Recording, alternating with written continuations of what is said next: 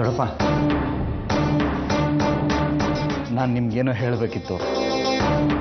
ಹೇಳು. ವಿಶ್ವ ಅಮೇರಿಕಾಗೆ ಹೋಗ್ತಿರೋದ್ರಿಂದ ಆ ಜವಾಬ್ದಾರಿನೆಲ್ಲ ನಾನೇ ತೊಗೊಂಡು ಮಾಡೋಣ ಅಂತ. ಇನ್ನು ಮುಂದೆ ಬೆಳಿಗ್ಗೆ ಎದ್ದು ನಿಮ್ಮ ಜೊತೆಗೆ ಆಫೀಸಿಗೆ ಬರೋಣ ಅಂತ. ನೀವು ಏನೇ ಕೆಲಸ ಹೇಳಿದ್ರು ನಾನು ಮಾಡ್ತೀನಿ. ನಿಮ್ಮ ಆಶೀರ್ವಾದ ಒಂದು ಬೇಕಷ್ಟೇ.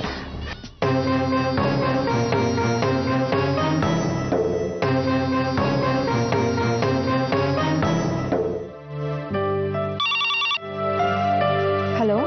ಹಲೋ, ಶಾಸ್ತ್ರಿಗಳ ಮನೆನಾ ಇದು? ಹೌದು, ಇದು ಶಾಸ್ತ್ರಿಗಳ ಮನೆನೇ. ನೀವ್ಯಾಕಲ್ಲಿದ್ದೀರಾ?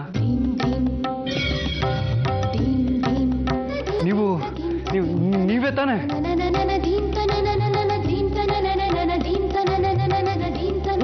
ನಾನು ವಿಶಾಖನ್ ತಂಗಿ ರಾಧಿಕಾ.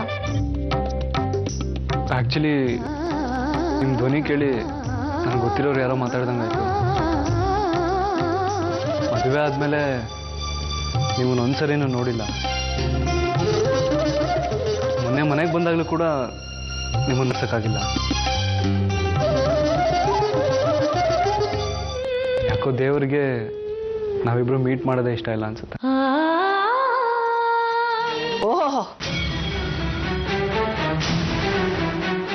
ಫೋನ್ ಇಟ್ಕೊಂಡು ಮಾತಿಗೆ ನಿಂತ್ರೆ ಪ್ರಳಯ ಆದ್ರೂ ಗೊತ್ತಾಗಲ್ಲ. ಮಾತಿಗೆ ಮೈ ಮರಿಯೋ ಜಾತಿ ನಿಂದು. ಏನೋ ದೊಡ್ಡ ವ್ಯವಹಾರಸ್ತೆ, ಗಂಟೆಗಟ್ಟಲೆ ಫೋನಲ್ಲಿ ಮಾತಾಡೋದಿಕ್ಕೆ.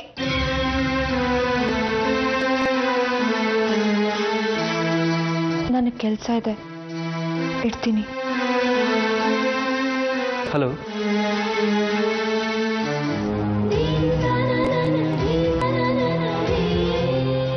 ಯಾರ್ದೋ ಧ್ವನಿ ಕೇಳಿ ಅವಳು ಅಂತ ಅನ್ಕೋಬಿಟ್ನಲ್ಲ. ನನಗೇನೋ ಆಗಿದೆ. ಅವಳನ್ನ ಮರಿಬೇಕು ಅಂದರೆ ಆಗ್ತಾ ಇಲ್ಲ. ನನಗೆ ಮತ್ತೆ ಮತ್ತೆ ಅವಳು ನೆನಪಾಗೆ ಆಗ್ತಿದೆ. ಸತಿಧರ್ಮ ಅಂತೆ, ಸತಿಧರ್ಮ ಎಲ್ಲ ನನ್ನ ಕರ್ಮ. ಗಂಡಗೆ ನಮಸ್ಕಾರ ಮಾಡು, ದೇವ್ರಿಗೆ ಪೂಜೆ ಮಾಡು, ಅವ್ರಿಗೆ ತಿಂಡಿ ಕೊಡು, ಇವ್ರಿಗೆ ಊಟ ಕೊಡು, ಅಡುಗೆ ಮಾಡು. ಇದು ಕಣಿ ಕೇಳು. ಅಷ್ಟು ಗೊತ್ತಾಗಲ್ವಾ? ಎಲ್ಲ ನಾನೇ ಹೇಳ್ಬೇಕಾ? ಹೋಗು. ಈ ಮನೇಲಿ ಕೆಲ್ಸದವ್ರಿಗೂ ಕೆಲಸ ಹೇಳೋಕ್ಕೂ ನಾನೇ ಆಗ್ಬೇಕು. ರಾಧಾ ರಾಣಿ ಅಂತ ಎಲ್ಲ ಕೆಲಸನೂ ನನ್ನ ತಲೆ ಮೇಲೆ ಹಾಕಿದ್ದಾರೆ. ಸತ್ಯ ಬೇಡಪ್ಪ, ಅಮೆರಿಕಕ್ಕೆ ಹೋದ್ರೆ ಎಲ್ಲ ಎಡ್ವರ್ಟ್ ಆಗ್ಬಿಡುತ್ತೆ. ಸದ್ಯ ಇವ್ರ ಅಪ್ಪಂಗೆ ಫೋನ್ ಮಾಡಿ ಹೇಳಿ ಅಪ್ಪ ಹೋಗೋದು ಬೇಡ ಅಂತ ತಡೆದಿದ್ರೆ ಸಾಕು. ಮನೇಲಿ ಬೇಕಾದಷ್ಟು ಕೆಲಸ ಬಿದ್ದಿದೆ. ಅವಳು ಬಂದ್ರೆ ದೇವಸ್ಥಾನದಲ್ಲಿ ಪೂಜೆ ನಡೆಯಲ್ವೇನೋ? ಮನೆಯಲ್ಲಿ ಪ್ರತಿದಿನ ಕೆಲಸ ಇದ್ದೇ ಇರುತ್ತೆ. ಇನ್ನೊಬ್ಬ ಬುಟ್ಟಿ ತಗೊಂಬಮ್ಮ. ನೀನೊಬ್ಬಳೇ ಮನೆಯಲ್ಲಿದ್ರೆ ಬೇಜಾರಾಗುತ್ತೆ. ನೀನು ದೇವಸ್ಥಾನಕ್ಕೆ ಬಾ.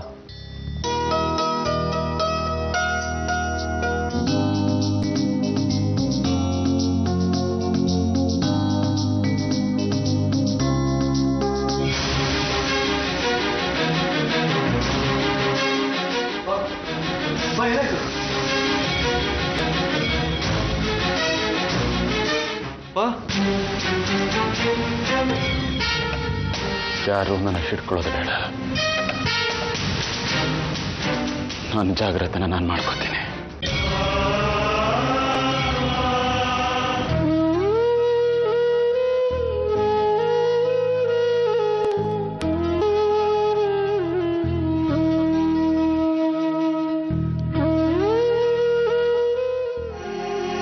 ದಯವಿಟ್ಟು ನನ್ನ ಕ್ಷಮಿಸಿ. ಅವತ್ತು ಮದುವೆ ಮಂಟಪದಲ್ಲಿ ನಾನು ಹಾಗೆ ಮಾಡಬಾರ್ದಿತ್ತು. ಕೃಷ್ಣನ ಮೇಲೆ ಅಷ್ಟೊಂದು ಭಕ್ತಿ ಇದ್ದಿದ್ರೆ ಮುಂಚೆನೆ ಹೇಳ್ಬೋದಿತ್ತಲ್ಲ. ಹೇಳ್ಬೋದಿತ್ತು, ಆದರೆ ಆಗ ಸರಿ ಯಾವುದು ತಪ್ಪು ಯಾವುದು ಗೊಂದಲದಲ್ಲಿದ್ದೆ ನಾನು.